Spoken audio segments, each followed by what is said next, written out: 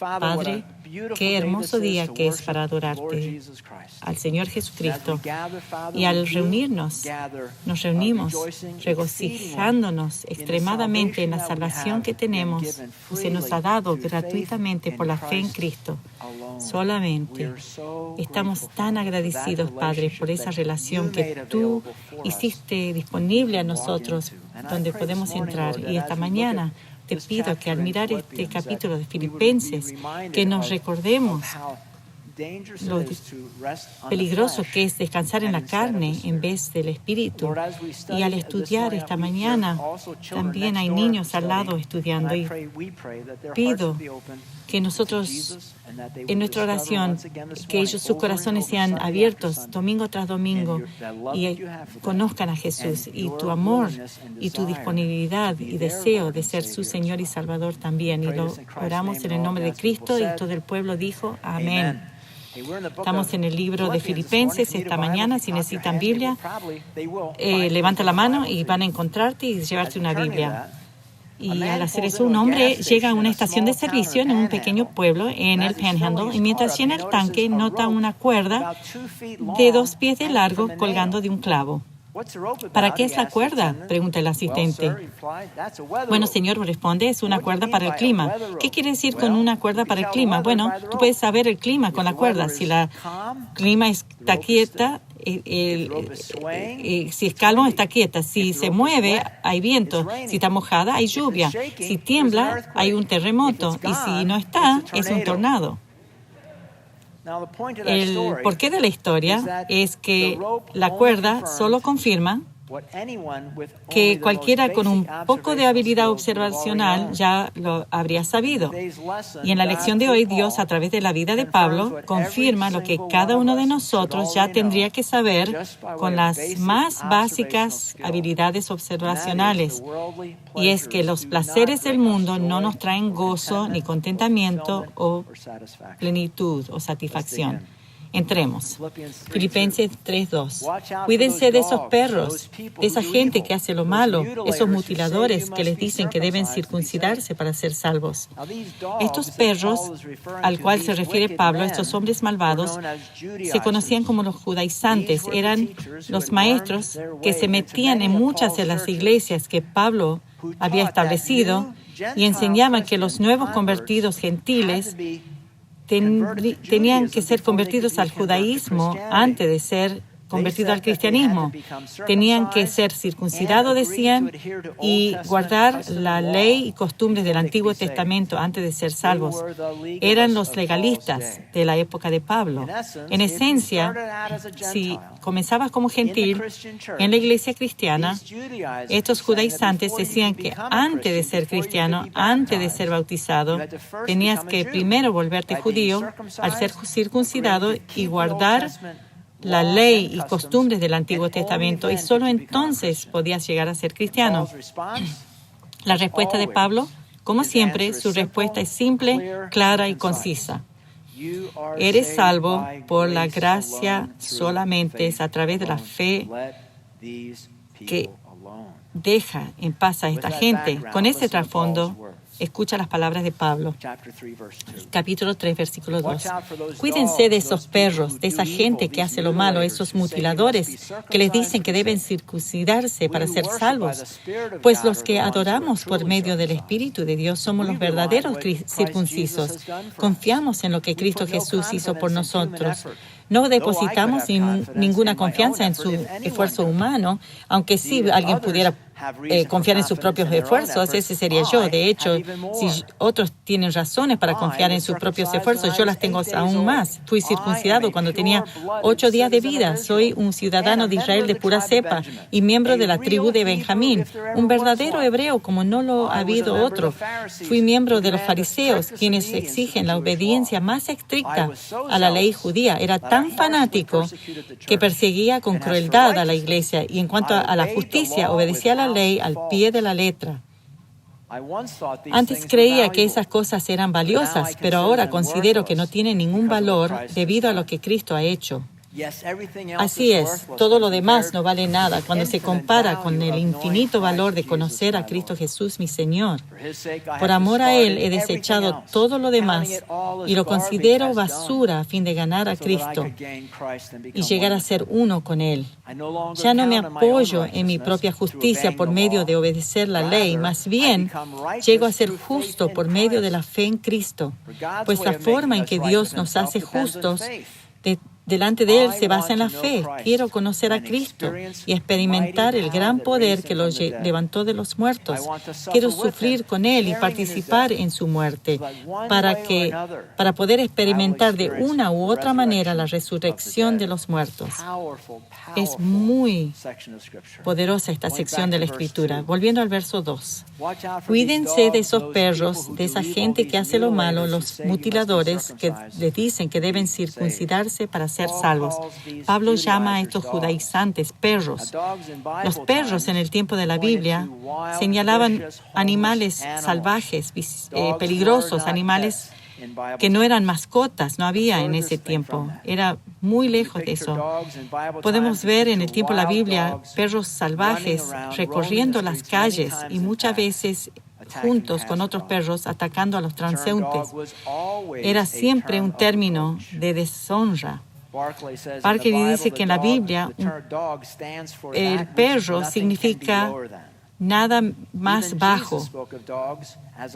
Aún Jesús usó al perro como un perro inmundo, igual que los cerdos. Mateo 7:6, no desperdicien lo que es santo a los perros que no son santos. No arrojen sus perlas a los cerdos. Pisotearán las perlas y se darán vuelta y los atacarán. Y también Pablo los llama mutiladores. En griego es katatome. Se usa solamente una vez en el Nuevo Testamento y quiere decir cortar o mutilar.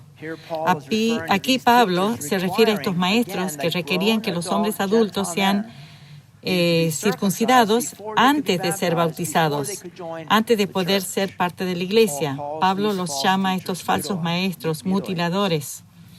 Y Pablo tiene palabras aún más fuertes que estos cuando escribe a los Gálatas acerca de estos judaizantes.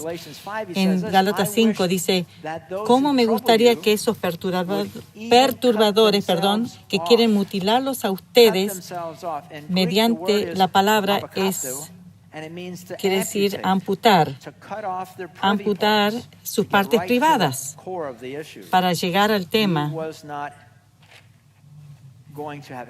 No iba a hacer nada no quería tener nada que ver con los judaizantes, donde querían ser circuncidados para ser salvos. El verbo aquí usado es cuidado, o presten atención, de estos perros que no estaban todavía presentes en la iglesia, pero como ya se habían metido muchos de los otros rebaños de Pablo, se esperaba que aparezcan en Filipos en cualquier momento. Verso 3. Pues los que adoramos por medio del Espíritu de Dios somos los verdaderos circuncisos. Confiamos en lo que Cristo Jesús hizo por nosotros. No depositamos ninguna confianza en esfuerzos humanos. En la Nueva Versión Internacional dice, pues los que adoramos la circuncisión es externa, pero los que adoramos es una muestra interna de la verdadera circuncisión. Ellos tenían la circuncisión del corazón, no externo, sino un cambio interno. Colosenses 2:11 habla de esto. Cuando ustedes llegaron a Cristo fueron circuncidados, pero no mediante un procedimiento corporal. Cristo llevó a cabo una circuncisión espiritual, es decir, les quitó la naturaleza pecaminosa. Pablo dice que una marca clara de aquellos que son circuncidados de corazón, de verdaderos creyentes, es que adoran a Dios en espíritu, no guardando una serie de reglas.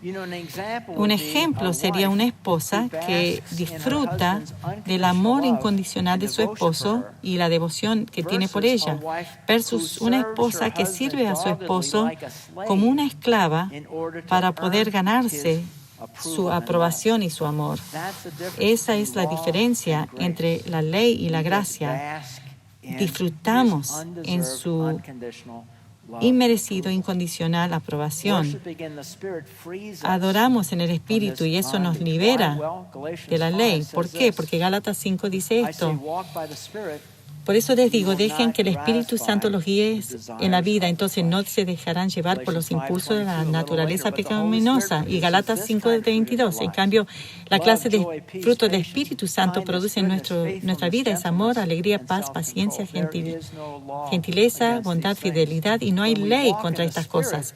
Cuando caminamos en el Espíritu produce ese fruto del Espíritu automáticamente en nosotros y no necesitamos la ley que nos empuje a cumplir una serie de reglas. Cuando caminamos en el Espíritu, nos encontramos haciendo estas cosas que agradan a Dios. Romanos 7:6. Pero ahora fuimos liberados de la ley porque morimos a ella y ya no estamos presos de su poder. Ahora podemos servir a Dios no según el antiguo modo que consistía en obedecer la letra de la ley, sino mediante uno nuevo, el vivir en el Espíritu. Cuando vivimos en el Espíritu, no vamos a dejar la carne. Filipenses 3 dice, pues los adoramos por medio del Espíritu Santo y somos los verdaderos circuncisos. Pablo sigue diciendo, si estoy bajo la ley, si me justificaría por guardar la ley, si sería por mi propia fuerza salvo, si eso me produce la salvación, entonces yo, Pablo, soy más fuerte y más preparado y más merecedor de esa salvación que cualquier judaizante. Hace muchos años escribí esto en mi Biblia, en esta sección de escritura, y dice, Pablo ahora entra en una competencia de la carne. Va a comparar su carne con la carne de estos judaizantes. Su lista de buenas obras, su lista de todo lo que ha cumplido, comparado a estos judaizantes que se jactan de su lista. Filipenses 3, 4-6. Pues, aunque si alguien pudiera confiar en sus propios esfuerzos, ese sería yo. De hecho, si otros tienen razones para confiar en mis propios esfuerzos, yo las tengo aún más. ¿Ven? Fui circuncidado cuando tenía 8 días de vida. Soy ciudadano de Israel, de pura cepa y miembro de la tribu de Benjamín, un verdadero hebreo como no ha habido otro. Fui miembro de los fariseos, quienes exigen la obediencia más estricta de la ley judía. Era tan fanático que perseguía con crueldad a la iglesia. Y escuchen, y cuanto a la justicia, obedecía la ley al pie de la letra. Palabras muy fuertes. Pablo cataloga su carne como grado A, como hebreo de hebreos, esa carne. Y le estaba diciendo en esencia a los judaizantes, ¿ustedes quieren jugar el juego de la carne, de credenciales? Bueno, inténtenlo, comparemos. Aquí está mi lista. Verso 5 dice, fui circuncidado a los 8 días de nacido. ¿Por qué mencionaría eso? Bueno, era probar que no se circuncidó después en su vida, como muchos que se convirtieron al judaísmo. Pablo fue circuncidado exactamente al 8º día, exactamente de acuerdo a la ley judía. Levítico 12 dio esta orden.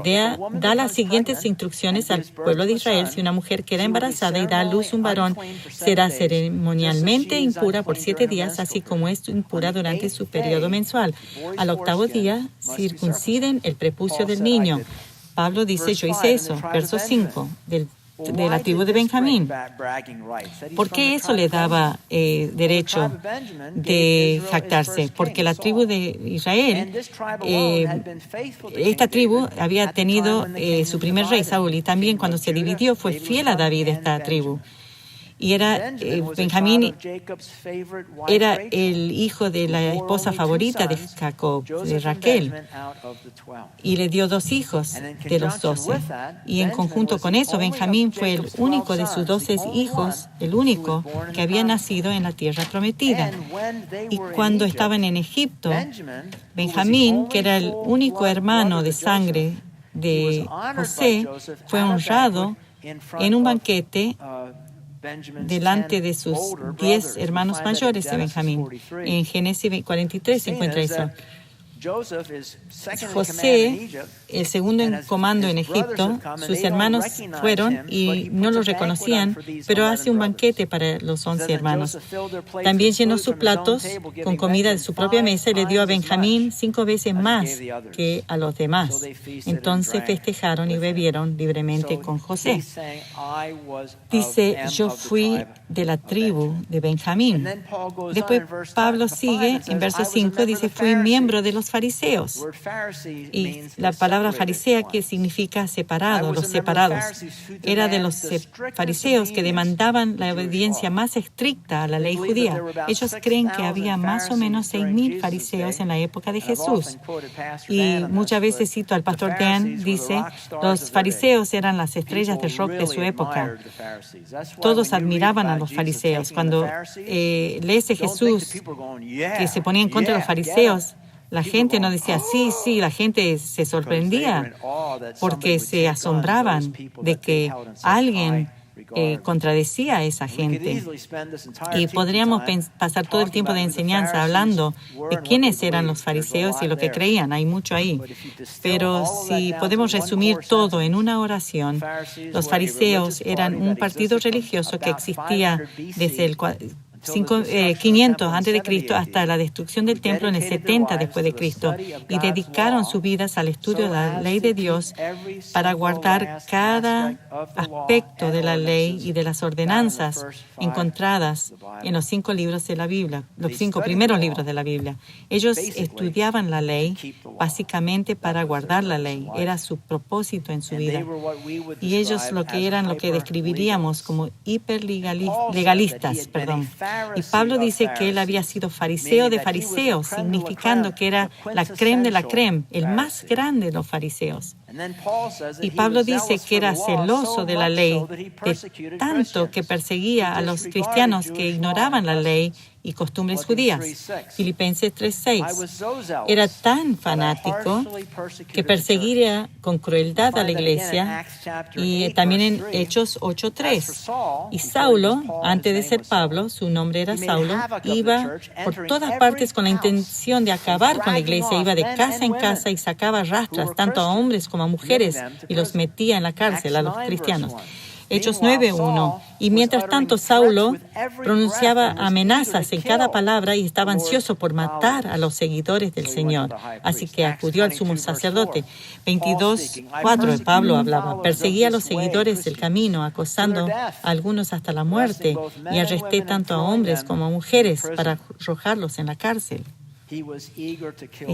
Tenía celos de matar a los seguidores de Jesús.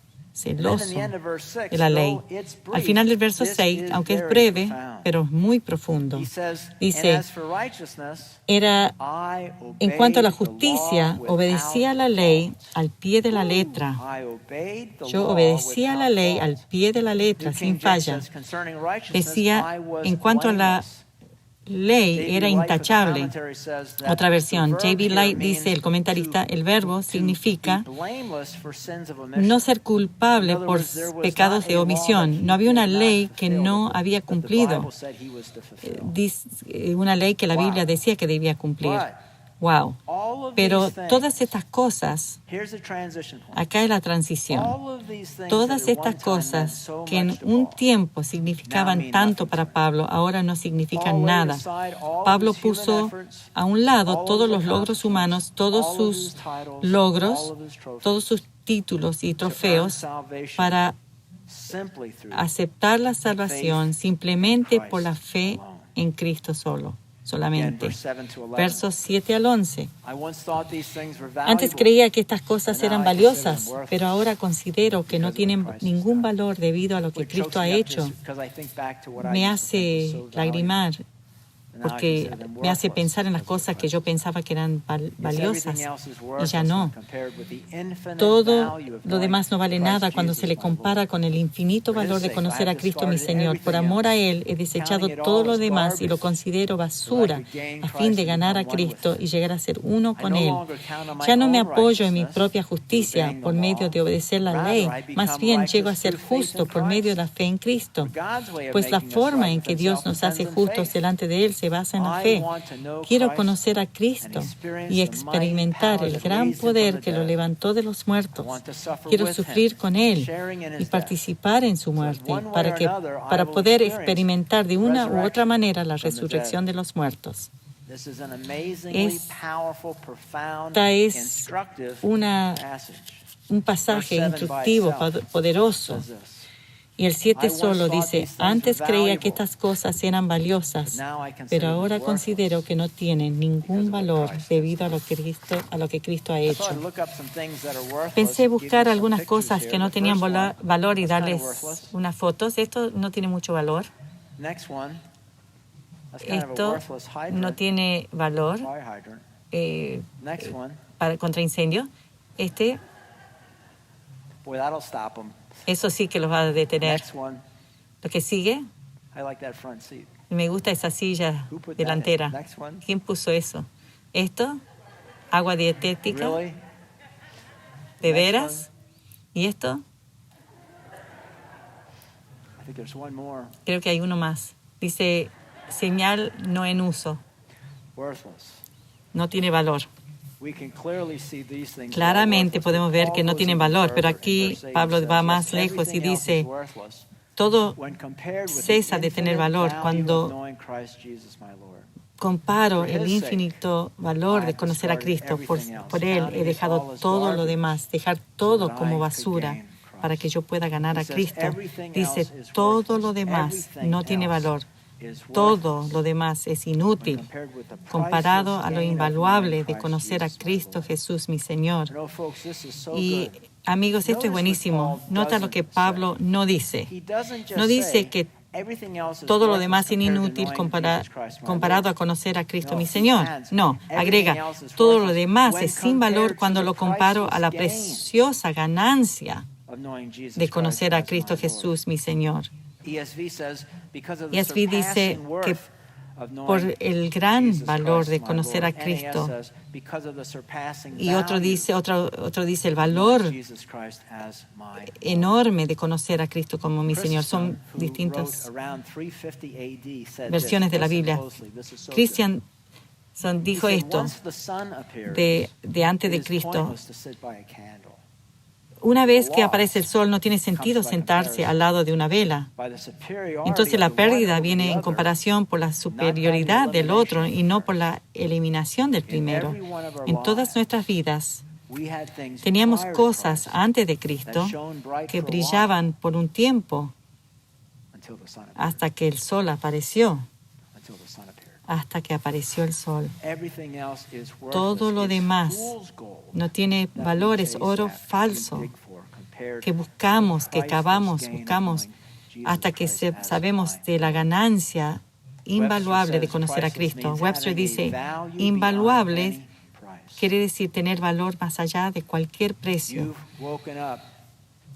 Tú te despiertas a la verdad un día en tu vida, sabiendo que en tu vida has buscado oro falso. Se dice que muchas personas pasan sus vidas subiendo las escaleras al éxito solo para descubrir que esa escalera está en el edificio equivocado. Saben, esas son las personas, esos son los hombres que me dan pena más que cualquier otra persona, porque yo era uno de ellos. Me da pena esos hombres que están en la cinta para correr 10, 12, 15 horas por día para tener éxito, para subir esa escalera. Y lo que realmente me dan pena son aquellos que no se dan cuenta, se mueren en esa escalera tratando de ganarse el éxito, pero no está ahí. No saben que su escalera está en el edificio equivocado. Jesús nos cuenta la historia de aquel que descubrió un tesoro de gran valor. Y en esa historia nos dice que ese hombre tenía que entregar todo para recibirlo. Mateo 13, 45, habla Jesús. Además, el reino del cielo es como un comerciante en busca de perlas de primera calidad. Cuando descubrió una perla de gran valor, vendió todas sus posesiones y la compró. Fíjense que este comprador es un comerciante de perlas. El significado en griego de mercader es uno que viaja en barco como pasajero, pero la palabra llegó a significar un comerciante mayorista viajante comparado a un comerciante minorista. La Biblia indica que este hombre compra perlas al por mayor y después las revende a los comercios que venden al público. Como tal, en ese negocio tendría que rotar rápido, vender rápido, margen baja y alto volumen y ser muy bueno como comerciante. Pero un día en su viaje encuentra a alguien que tiene una perla absolutamente increíble, hermosa. No sabemos si es por su tamaño o forma perfecta o brillo, pero esta perla única lo cautiva absolutamente, lo conquista, lo para en seco. Sus ojos se agrandan. No es como ninguna otra perla que haya visto.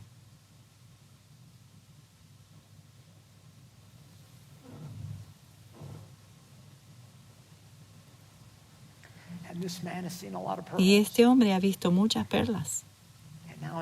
Ahora, en un instante, este hombre que solo compra para venderle a otros se encuentra como el consumidor. Entonces, este comerciante de perlas y el dueño acuerdan el precio.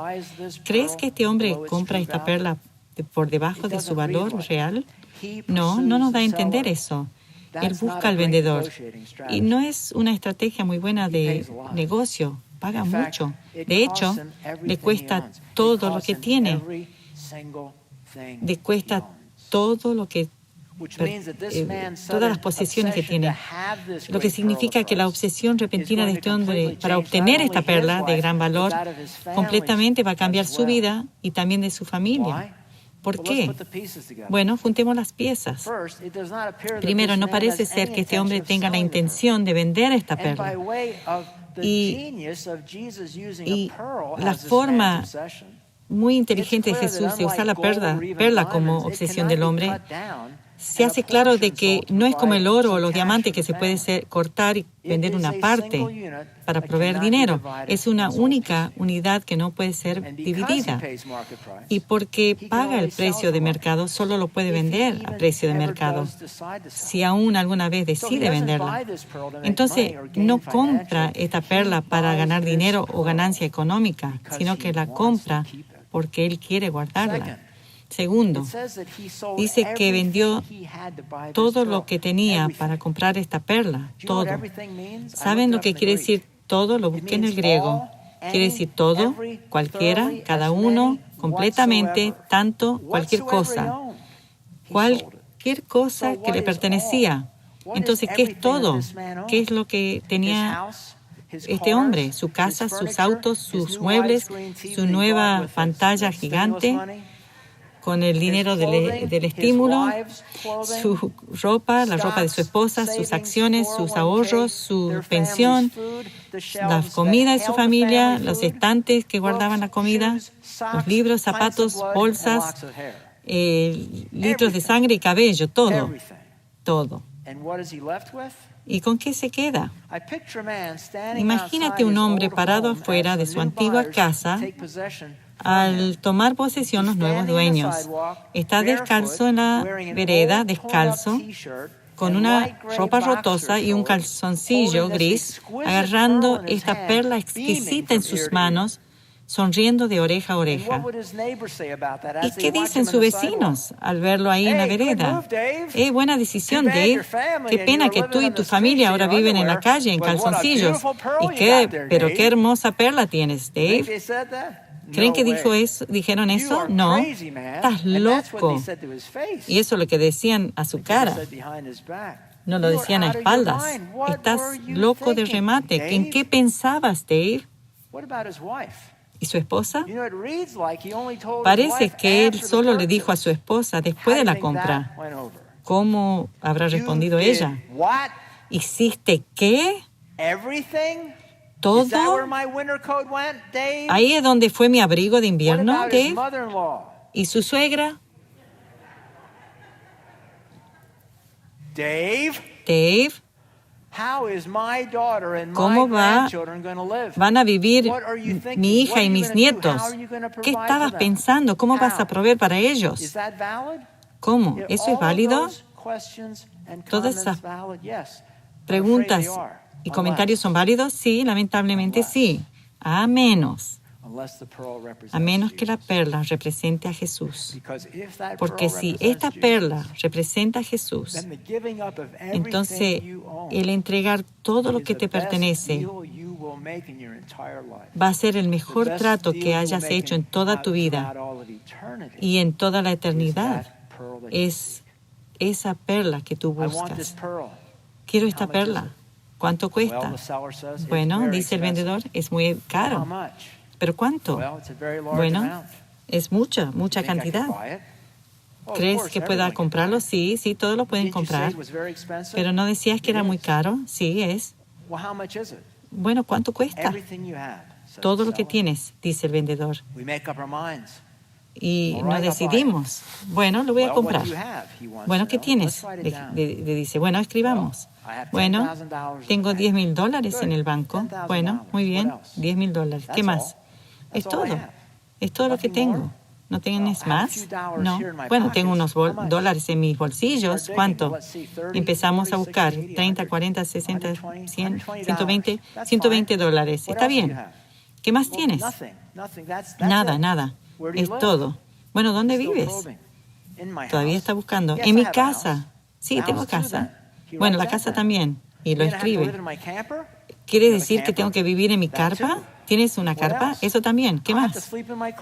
Bueno, voy a tener que dormir en mi carro. No, ¿tienes carro? No, tengo 2. Bueno, los 2 son míos. ¿Qué más? Bueno, ya tienes mi dinero, mi casa, mi carpa, mis autos. ¿Qué más quieres? ¿Estás solo en el mundo? No. Tengo esposa y 2 hijos. Ah, bueno, tu esposa y 2 hijos. Eso también. ¿Qué más? Ya no tengo más, nada. Estoy solo. De pronto el vendedor dice, casi me olvido. Tú mismo también. Tú y todo llega a ser mío. Tu esposa, tus hijos, tu casa, tu dinero, tus autos y tú también. Y sigue diciendo, ahora escucha, voy a permitirte usar estas cosas mientras tanto, pero no te olvides, desde ahora en adelante son míos, así como tú también eres mío. Y cuando yo necesite cualquier cosa, me debes entregarlas, porque ahora yo soy el dueño. Cuando nosotros descubrimos que todo lo demás no tiene valor en comparación a Cristo, cuando los deseos más profundos de nuestro ser es servir al Señor, Él va a satisfacer los deseos de nuestro corazón en toda la vida. Todas esas cosas brillosas no traen satisfacción. ¿Te diste cuenta? Él conoce tu corazón y Él te dará los deseos de tu corazón, esas cosas que te van a traer satisfacción y gozo, que tú ni sabes que van a hacer eso, porque Él sabe, Él te conoce más que tú mismo. Y ese gozo y cumplimiento que tú crees que viene de tener cosas que brillan, bueno, tú todavía no has cavado más fondo, lo que da satisfacción y gozo. ¿Cómo se aplica la lección hoy a mí? La verdadera prueba de la entrega a Cristo no es ni cientos ni miles de cosas que le hemos dado, sino son las pequeñas cosas que no le hemos dado todavía. Escuchen, la prueba de la entrega a Cristo no son los cientos o miles de cosas que le hemos dado, sino las 2 o 3 cosas que no le hemos dado. Cerremos en oración.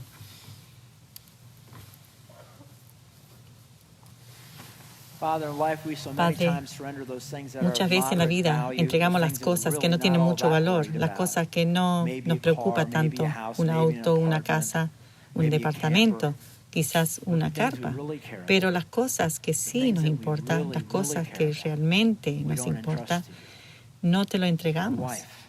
Nuestra esposa, nuestros hijos, nuestro esposo, nuestra familia. Alguna meta en la vida, el ser casado o ser soltero, esas actividades que no podemos soltarte.